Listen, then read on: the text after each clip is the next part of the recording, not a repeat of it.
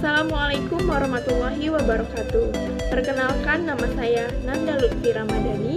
Saya dari Biologi 2, semester 5, Fakultas Sains dan Teknologi, Prodi Biologi.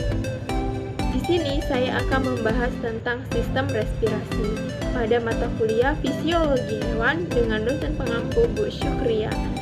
Untuk lebih lanjut, yuk kita simak video selanjutnya. Pada sistem respirasi ada pertukaran gas. Pertukaran gas mengambil tempat di alveoli. Oksigen akan berdifusi ke dalam darah. Karbon dioksida di darah akan berdifusi ke dalam alveolus. Pada proses pertukaran gas, CO2 dan O2 yang terjadi di alveolus paru-paru. Pada proses pengambilan oksigen dan pengeluaran karbon dioksida dalam rangka memperoleh energi. Dan dihasilkanlah C6H12O6 ditambah H2O menghasilkan 6CO2 ditambah 6H2O ditambah energi. Di sini kita akan membahas tentang mengenal organ dan cara kerja sistem pernapasan manusia. Jadi, rata-rata manusia itu bernapas sekitar 17-30 kali per hari. Nah, untuk bisa bernapas dengan baik, manusia perlu didukung dengan sistem pernapasan yang sehat.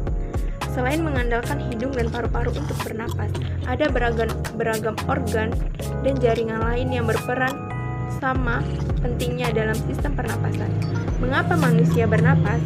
Ya, normalnya manusia dewasa bernapas sebanyak 12-16 kali per menit dalam keadaan beristirahat.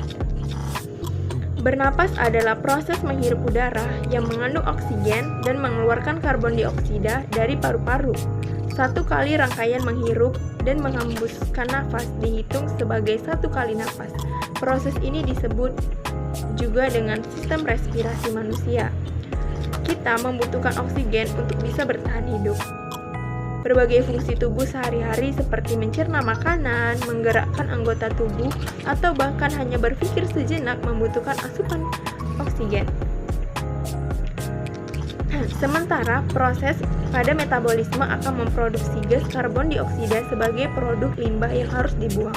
Proses pembuangan karbon dioksida ini juga menjadi tanggung jawab dari sistem pernapasan. Selain itu, sistem respirasi juga bekerja untuk melindungi tubuh dari zat asing dan partikel berbahaya melalui mekanisme pertahanan alami seperti batu, bersin, dan kemampuan menelan. Pernapasan yang berlangsung lancar adalah hasil dari kerja masing-masing jaringan dan organ yang menyusun sistem pernapasan manusia. Jadi, sistem pernapasan manusia terbagi ke dalam dua bagian, yaitu sistem organ pernapasan atas dan sistem organ pernapasan bawah. Organ sistem pernapasan atas. Yang pertama ada hidung. Hidung adalah gerbang utama keluar masuknya udara setiap kali Anda bernapas. Dinding dalam hidung ditumbuhi rambut-rambut halus yang berfungsi menyaring kotoran dari udara yang Anda hirup. Selain dari hidung, udara juga bisa masuk dan keluar dari mulut. Biasanya bernapas lewat mulut dilakukan ketika Anda membutuhkan udara yang lebih banyak. Di saat kita ngos-ngosan karena berolahraga atau saat hidung sedang mampet tersebut karena pilek dan flu. Lalu ada sinus. Sinus adalah rongga udara di tulang tenggorokan. Rongga ini terletak di masing-masing kedua sisi hidung dekat tulang pipi, di belakang tulang hidung, di antara mata dan di tengah dahi. Dalam sistem pernapasan manusia, sinus berfungsi membantu mengatur suhu dan kelembapan udara yang Anda hirup dari hidung. Lalu ada adenoid. Adenoid adalah jaringan kelenjar getah bening yang ada di tenggorokan. Di dalam adenoid terdapat simpul sel dan pembuluh darah penghubung yang membawa cairan ke seluruh tubuh. Adenoid membantu Anda melawan infeksi dengan menyaring benda asing seperti kuman dan memproduksi sel limfosit untuk membunuhnya. Lalu ada tonsil. Tonsil adalah nama lain dari amandel. Amandel itu sendiri adalah kelenjar getah bening yang berada di dinding faring atau tenggorokan. Amandel sebenarnya bukan bagian penting dari sistem imun maupun pernapasan manusia. Jika amandel terinfeksi dan meradang, maka dokter akan membuang atau menghilangkannya lewat operasi. Lalu ada faring. Faring atau tenggorokan bagian atas adalah tabung di belakang mulut dan rongga hidung yang menghubungkan keduanya ke saluran pernapasan lain, yaitu trakea. Sebagai bagian dari sistem respirasi manusia, maka faring berfungsi menyalurkan aliran udara dari hidung dan mulut untuk diteruskan ke trakea atau batang tenggorokan. Lalu ada epiglotis. Epiglotis adalah lipatan tulang rawan terbentuk daun yang terletak di belakang lidah di atas faring atau kotak suara. Selama bernapas, epiglotis akan terbuka untuk memungkinkan udara masuk ke laring menuju paru-paru.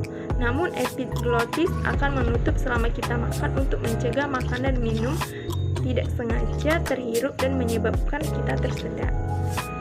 Lalu ada organ sistem pernapasan bawah. Yang pertama ada laring atau kotak suara. Laring adalah rumah bagi pita suara Anda. Letaknya terdapat di bawah persimpangan saluran faring yang membelah menjadi trakea dan kerongkongan. Laring memiliki dua pita suara yang membuka saat kita bernapas dan menutup untuk memproduksi suara. Saat kita bernapas, udara akan mengalir melewati dua pita suara yang berhimpitan sehingga menghasilkan getaran. Getaran inilah yang menghasilkan suara. Lalu ada trakea atau batang tenggorokan.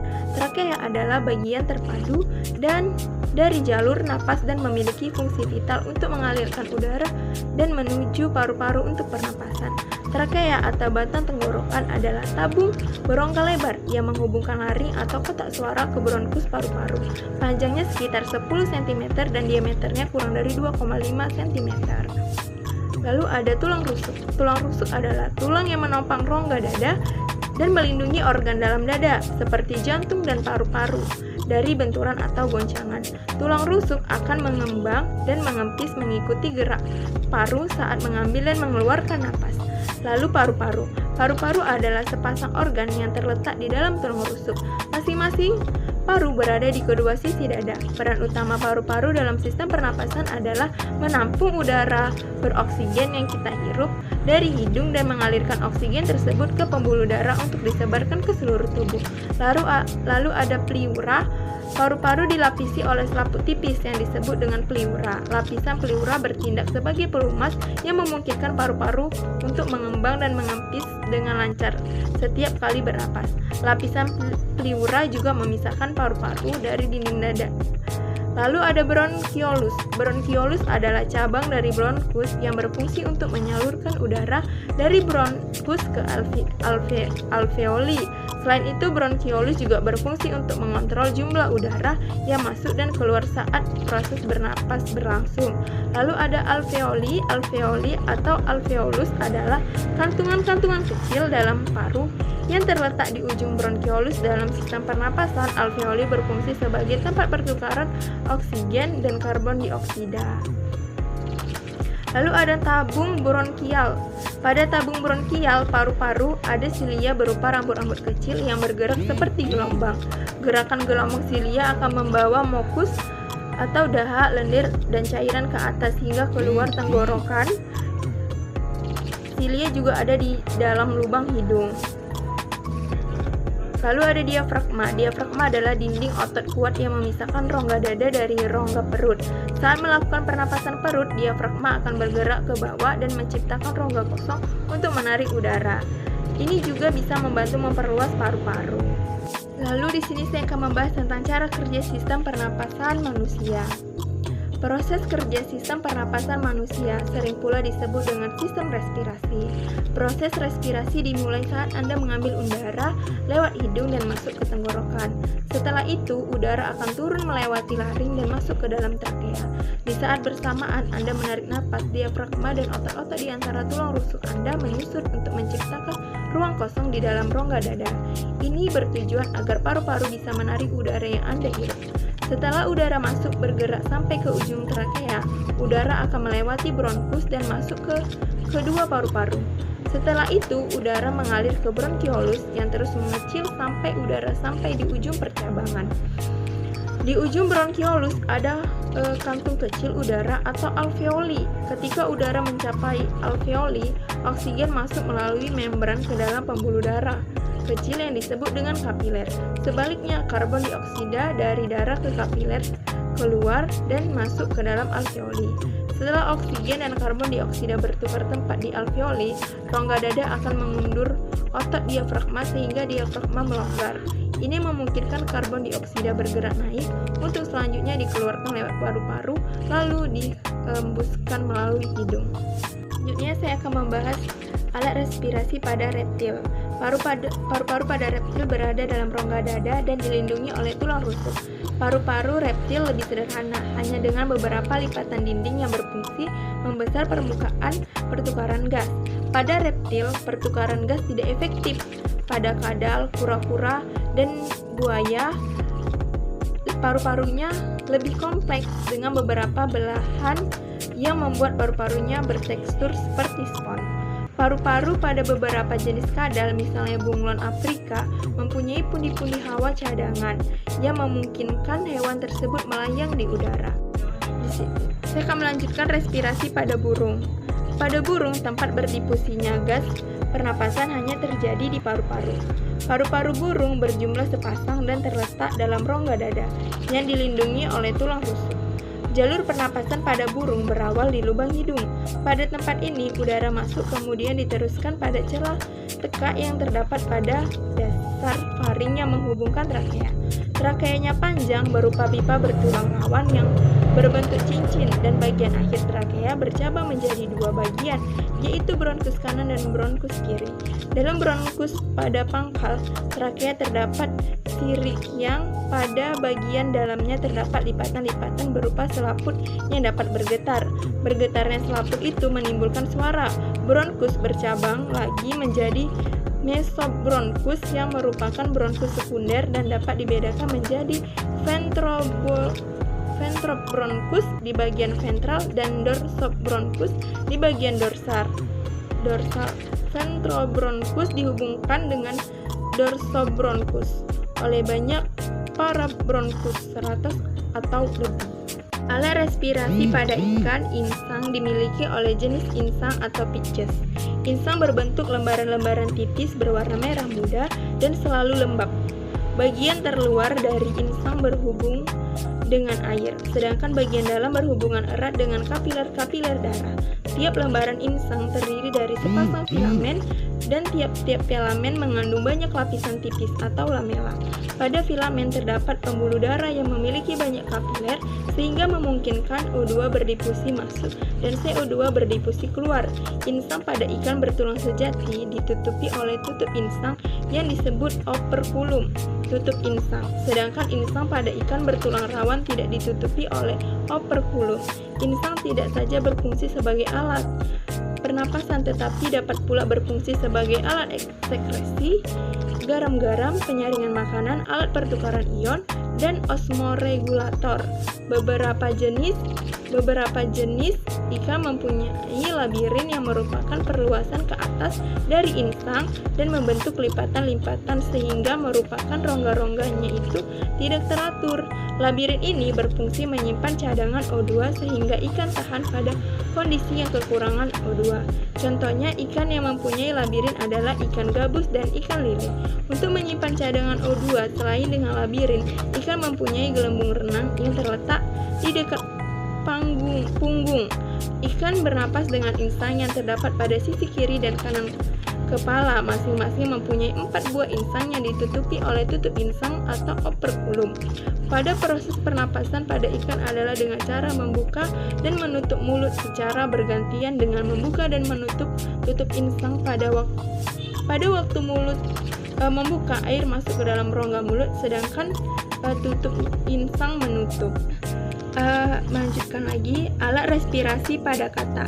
Pada kata, oksigen berdifusi lewat selaput rongga mulut, kulit, dan paru-paru. Kecuali pada fase berudu bernapas dengan insang karena hidupnya di air. Selaput rongga mulut dapat berfungsi sebagai alat pernapasan karena tipis dan banyak terdapat kapiler yang bermuara di tempat itu. Pada saat terjadi gerakan rongga mulut dan faring, lubang hidung terbuka dan glotis tertutup sehingga udara berada di rongga mulut dan berdifusi, masuk melalui selaput rongga mulut yang tipis. Selain bernapas dengan selaput rongga mulut, katak bernapas pula dengan kulit. Ini memungkinkan karena kulitnya selalu dalam keadaan basah dan mengandung banyak kapiler, sehingga gas pernapasan mudah berdifusi. Oksigen yang masuk lewat kulit akan melewati pena kulit atau pena kutanea, kemudian dibawa ke jantung untuk diedarkan ke seluruh tubuh. Sebaliknya, karbon dioksida dari jaringan akan dibawa ke jantung. Dari jantung dipompa ke kulit dan paru-paru lewat arteri kulit, paru-paru atau arteri pulmokutanea. Dengan demikian, pertukaran oksigen dan karbon dioksida dapat terjadi di kulit. Selain bernapas dengan selaput rongga mulut dan kulit, katak bernapas juga dengan paru-paru, walaupun paru-parunya belum sebaik paru-paru mamalia. Katak mempunyai sepasang paru-paru yang berbentuk gelembung. Tempat bermuaranya kapiler darah, permukaan paru-paru diperbesar oleh adanya bentuk-bentuk seperti kantung sehingga gas pernapasan dapat berdifusi. Paru-paru dengan rongga mulut dihubungkan oleh bronkus yang pendek.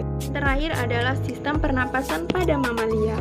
Alat-alat pernapasan terdiri dari atas hidung, batang tenggorokan, dan juga paru-paru.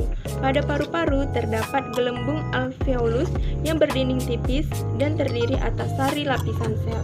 Dinding alveolus berhimpitan dengan dinding pembuluh kapiler darah yang juga terdiri atas satu lapisan sel.